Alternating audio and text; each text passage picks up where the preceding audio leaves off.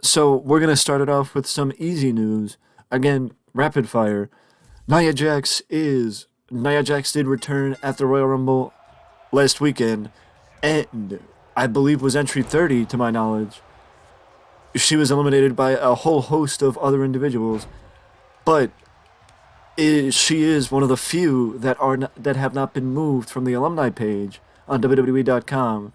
So it is entirely possible that Nia Jax is not sticking around, as she is also still advertised for an upcoming independent wrestling show on March the 10th, as formerly known as Nia Jax.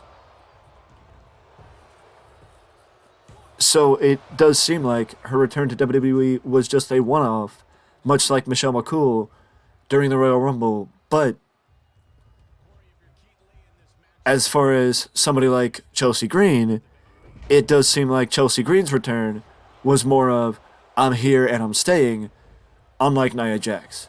Either way, it was good to see Nia Jax, and it was a nice surprise for the Royal Rumble match. But I do hope, for Nia Jax's sake, that if she does not want to come back, that she does make the decision based on what she thinks is best for her. And I wish her nothing but the best in the future, as it was a very pleasant sight, a very unexpected surprise to see Nia Jax in the Royal Rumble. AEW is also planning speaking of March, AEW is also planning their first house show tour in March, starting on March 18th, I believe, in Ohio. AEW has only done one live event before, and that was back in 2021. But as reports have said over the last couple of months, Tony Khan has been debating whether or not house shows would be a proper avenue.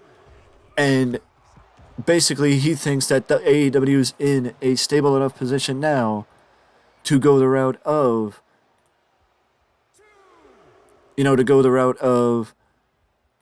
running house shows.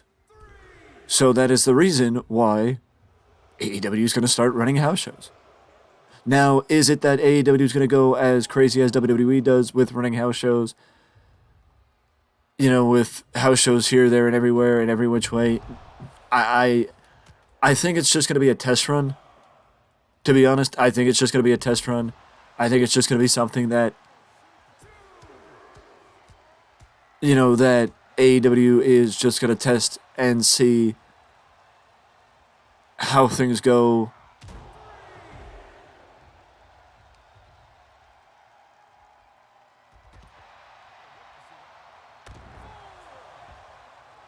How things go from here.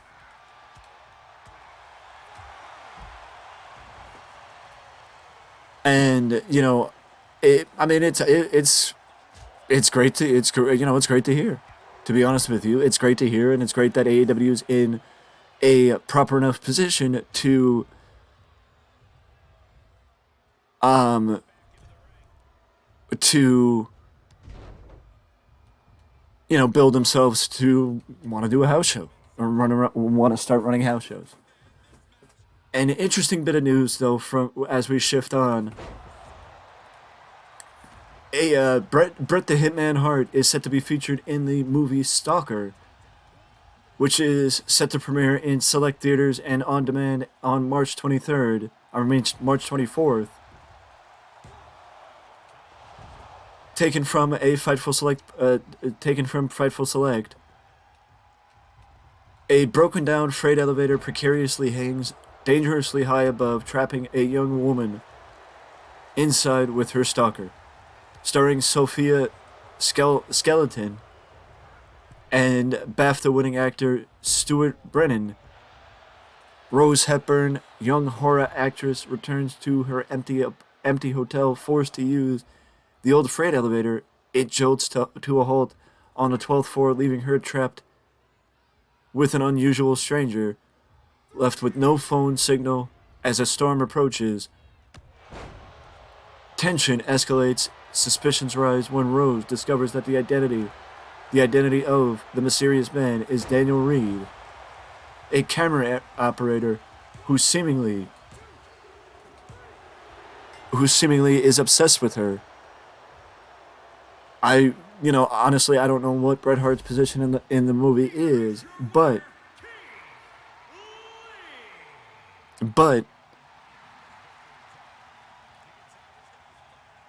um, I mean, it's good to hear Bret Hart starring in a movie. I mean, I really don't, I really don't know what to say because I wasn't really expecting to see the sight of Bret Hart starring in a movie. But props to Bret Hart, props to the Hitman. It's great to hear him doing something like this. And he is also set to open a bar in February in Calgary. So it seems like Bret Hart's doing a lot.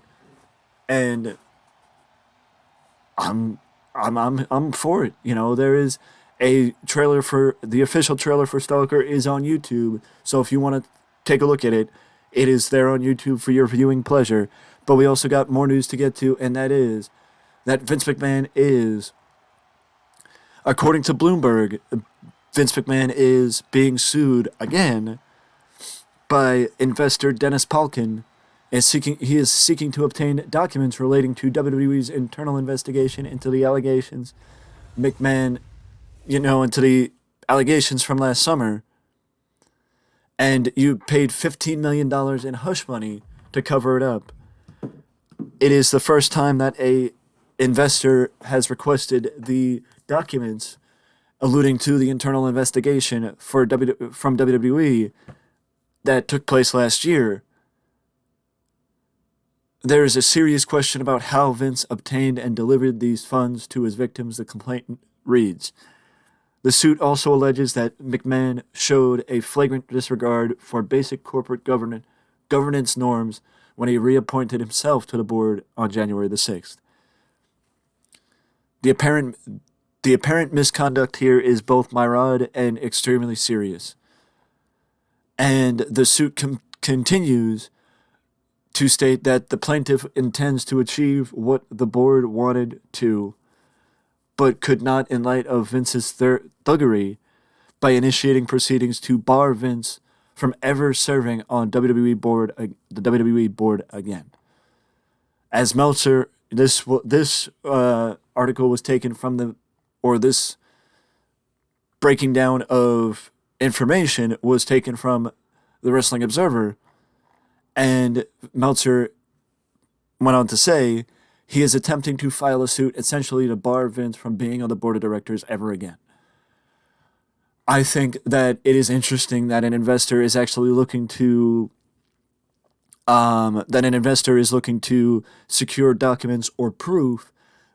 I think that there was an investigation and how thorough the investigation was from WWE into the misconduct that came out last year relating to Vince McMahon's sexual misconduct situation that forced him into retirement over the summer last year. So this is something that we're going to have to keep an eye on, and I will let you guys know more information when I know more information. We're going to end it with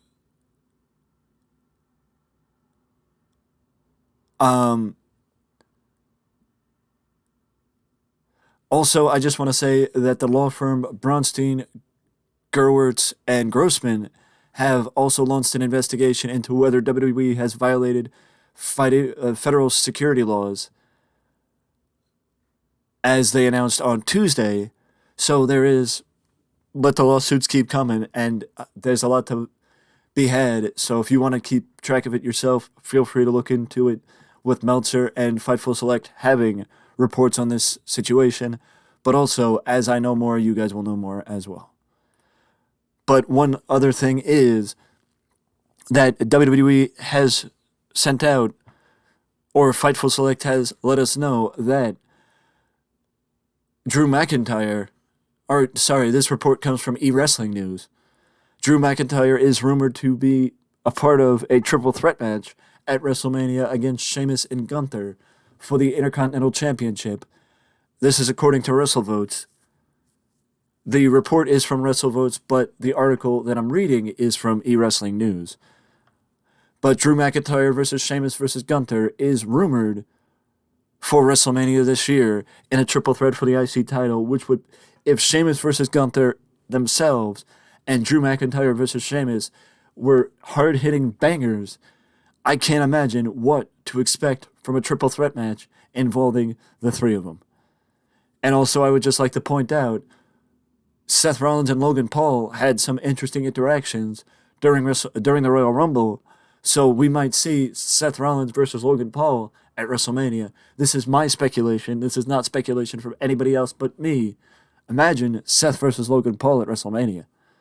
But also, I just want to mention before we go, NXT Vengeance Day and MLW Super Fights are set to take place on February the 4th, and I will have breakdowns and previews for the events, as well as our normal AEW Rampage preview tomorrow.